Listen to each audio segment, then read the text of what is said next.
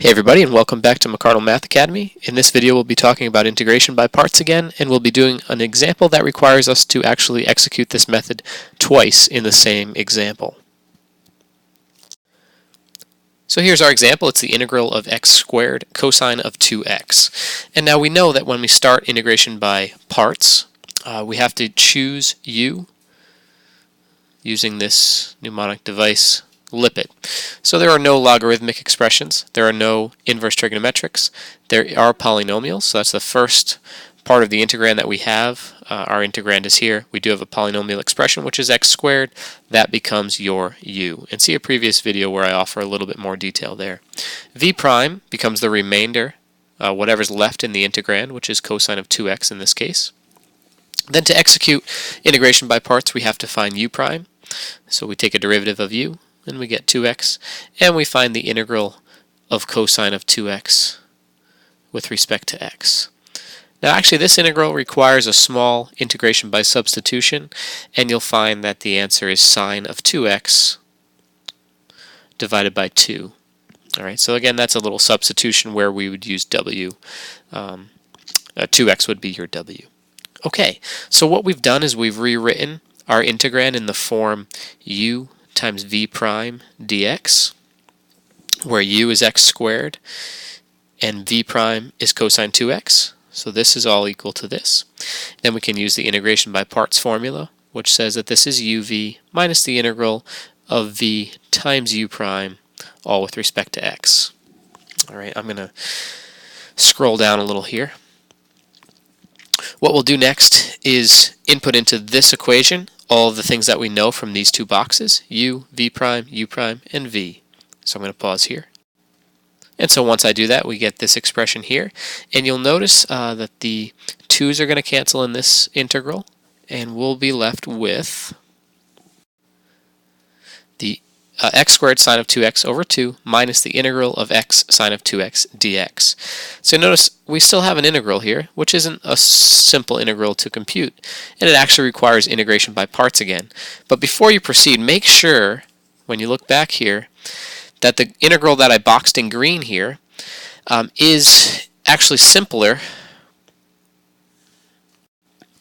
than the integral that you started with. So you notice this is x squared cosine 2x, and we've reduced it to now x sine of 2x. So it is definitely a more simple integral, and that's key. If you made the integral more complicated, then you made a mistake in your integration by parts.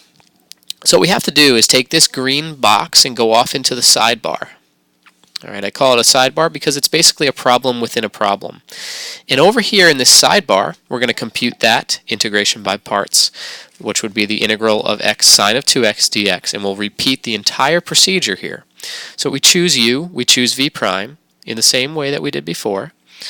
Let me zoom in a little here.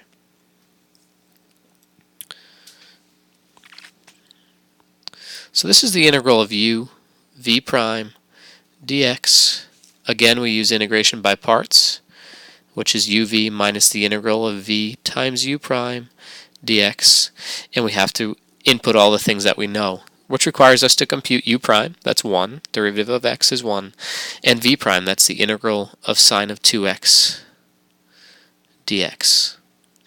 Now v prime here is a basic substitution. You make w 2x, and so you'll end up with minus cosine, I'm going to skip all the details there, of 2x over 2 for your v. Alright, so that allows us to go back over here and input what we have. U is x, v is minus cosine 2x all over 2. Then we have minus, I have to slide over, the integral of v, which is minus cosine 2x over 2 times u prime, which is 1 dx. And finally we're getting somewhere, so I'm going to pause and simplify this. You should notice that the two negative signs become positive here, and I now just have to compute this final integral, which is a small integration by substitution where we make w be 2x again. I'm going to skip the details. You can see a previous video if you have any questions about how to execute integration by substitution, and I'm going to just spoil it here for you and tell you that you get sine of 2x all over 2, but there was a 2 there before, so it's all over 4. And that's all plus c. Okay, what did we just do? Well, we just found what the green box will compute to. So let me zoom back out again and we'll get the big picture here. We started integration by parts with the main integral. We got here, and we got to a new point where we had to then go off to the side to do integration by parts again. So this is all just some side work here. That's my sidebar. And I'm going to take what I found in this green box and put it back in this green box, and we have our final answer. Let me zoom in, and I'll rewrite our answer.